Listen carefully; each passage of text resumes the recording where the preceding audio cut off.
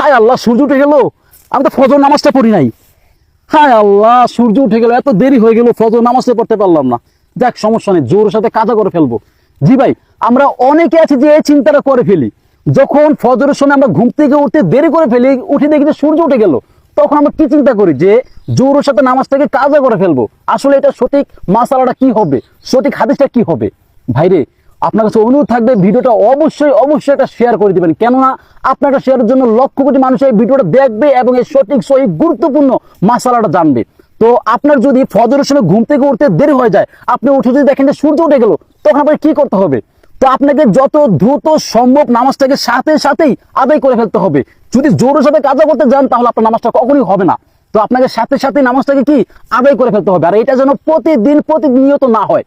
হঠাৎ একদিন যদি আপনার এরকম সমস্যা হয় বা উঠে দেখেন যে সূর্য উঠে গেল, তখন আপনাকে এভাবেই দ্রুত সম্ভব নামাজটাকে আদায় করে ফেলতে হবে। আর এটাই হচ্ছে সঠিক এবং সহি মাসালা।